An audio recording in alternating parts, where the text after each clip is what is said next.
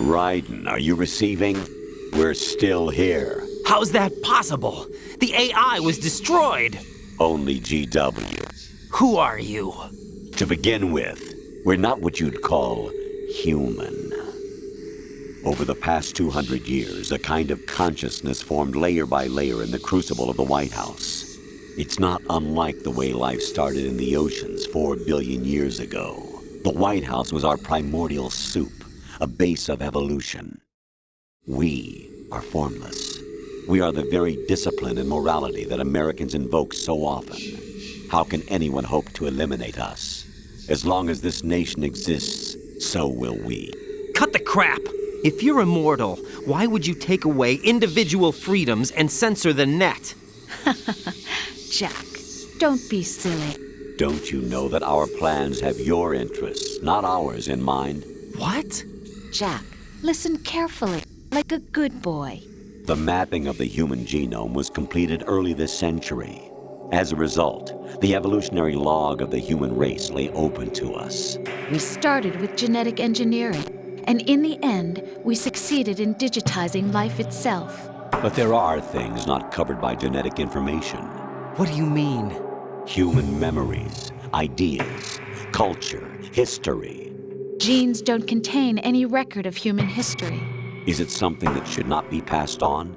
Should that information be left at the mercy of nature? We've always kept records of our lives, through words, pictures, symbols, from tablets to books. But not all the information was inherited by later generations. A small percentage of the whole was selected and processed, then passed on. Not unlike genes, really. That's what history is, Jack. But in the current digitized world, trivial information is accumulating every second, preserved in all its triteness, never fading, always accessible. Rumors about petty issues, misinterpretations, slander. All this junk data, preserved in an unfiltered state, growing at an alarming rate. It will only slow down social progress, reduce the rate of evolution. Right. You seem to think that our plan is one of censorship. Are you telling me it's not? You're being silly. What we propose to do is not to control content, but to create context. Create context. The digital society furthers human flaws and selectively rewards development of convenient half-truths. Just look at the strange juxtapositions of morality around you. Billions spent on new weapons in order to humanely murder other humans. Rights of criminals are given more respect than the privacy of their victims. Although there are people suffering in poverty, huge donations are made to protect endangered species. Everyone grows up being told the same thing. Be nice to other people. But beat out the competition. You're special. Believe in yourself and you will succeed. But it's obvious from the start that only a few can succeed. You exercise your right to freedom, and this is the result. All rhetoric to avoid conflict and protect each other from hurt. The untested truths, spun by different interests, continue to churn and accumulate in the sandbox of political correctness and value systems. Everyone withdraws into their own small gated community, afraid of a larger forum. They stay inside their little ponds, leaking whatever truth suits them into the growing cesspool of society at large. The different cardinal truths neither clash nor mesh. No one is invalidated, but nobody is right. Not even natural selection can take place here. The world is being engulfed in truth. And this is the way the world ends, not with a bang, but a whimper. We're trying to stop that from happening. It's our responsibility as rulers. Just as in genetics, unnecessary information and memory must be filtered out to stimulate the evolution of the species. And you think you're qualified to decide what's necessary and not? Absolutely. Who else could wade through the sea of garbage you people produce, retrieve valuable truths, and even interpret their meaning for later generations? That's what it means to create context. I'll decide for myself what to believe and what to pass on. But is that even your own idea? Or something Snake told you? That's the proof of your incompetence right there. You lack the qualifications to exercise free will. That's not true. I have the right. Does something like a self exist inside of you? That which you call self serves as nothing more than a mask to cover your own being. In this era of ready-made truths, self is just something used to preserve those positive emotions that you occasionally feel. Another possibility is that self is a concept you conveniently borrowed under the logic that would endow you with some sense of strength. That's crap! Is it? Would you prefer that someone else tell you? All right then. Explain it to him. Jack, you're simply the best, and you got there all by yourself. Oh, what happened? Do you feel lost? Why not try a bit of soul searching? Don't think you'll find anything, though.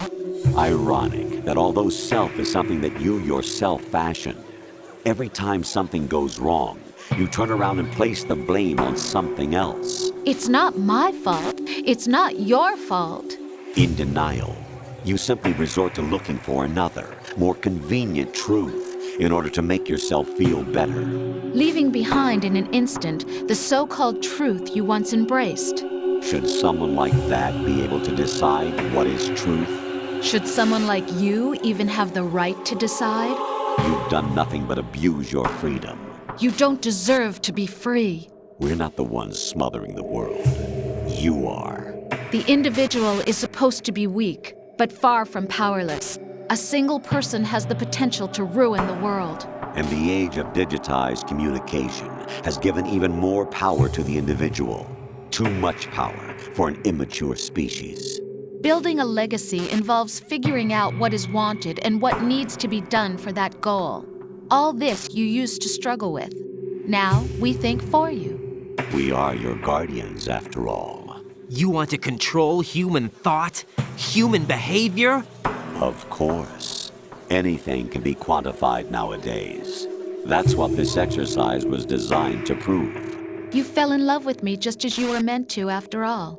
Isn't that right, Jack? Ocelot was not told the whole truth, to say the least. We rule an entire nation. Of what interest would a single soldier, no matter how able, be to us? The S3 plan does not stand for solid snake simulation. What it does stand for is selection for societal sanity. The S3 is a system for controlling human will and consciousness. S3 is not you, a soldier trained in the image of Solid Snake. It is a method, a protocol that created a circumstance that made you what you are. So you see, we're the S3, not you.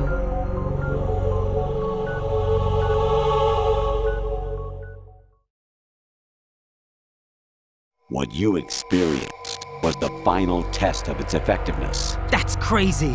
You heard what President Johnson said. The Arsenal's GW system is the key to their supremacy. The objective of this exercise was to establish such a method. We used Shadow Moses as a paradigm for the exercise. I wonder if you would have preferred a fantasy setting. We chose that backdrop because of its extreme circumstances. It was an optimal test for S3's crisis management capacity. If the model could trigger, control, and solve this, it would be ready for any contingency. And now, we have our proof.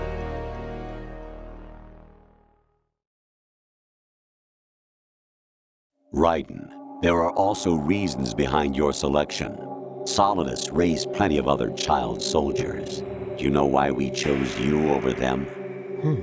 It was because you were the only one who refused to acknowledge the past. All the others remember what they were and pay for it daily. But you turn your back on everything you don't like. You do whatever you like, see only the things you like, and for yourself alone. Yes, Rose can attest to that. You refused to see me for what I was. I lied to you, but I wanted to be caught. You pretended to be understanding, to be a gentleman. You never made a conscious attempt to reach out to me. The only time you did was when I gave you no choice but to do so. I was just trying not to. What? Trying not to hurt me? Dear, the one you were trying not to hurt was yourself. Avoiding the truth under the guise of kindness is all that you did. It occurred to you to do nothing but look out for yourself. Even if you claim that it was for my sake, that feeling was nowhere to be seen. In the end, everything was for your sake. I was never part of the picture. Exactly right. So you see, you're a perfect representative of the masses we need to protect. This is why we chose you. You accepted the fiction we've provided, obeyed our orders, and did everything you were told to. The exercise is a resounding success. Didn't I tell you that GW was still incomplete? But not anymore, thanks to you. Your persona, experiences, triumphs, and defeats are nothing but byproducts. The real objective was ensuring that we could generate and manipulate them. It's taken a lot of time and money, but it was well worth it considering the results. I think that's enough talk. It's time for the final exercise. Raiden, take Solidus down. Think again. I'm through doing what I'm told. Oh, really? Aren't you forgetting something? If you die, my child dies.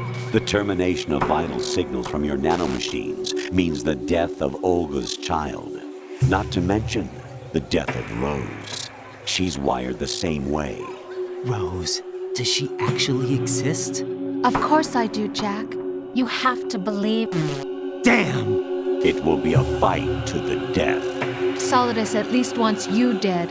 We will collect the necessary data from this last fight. Then we'll consider the exercise closed. So, Jack the Ripper, will it be Solidus, the Patriot's creation, or you, Solidus's creation? Our beloved monsters, enjoy yourselves.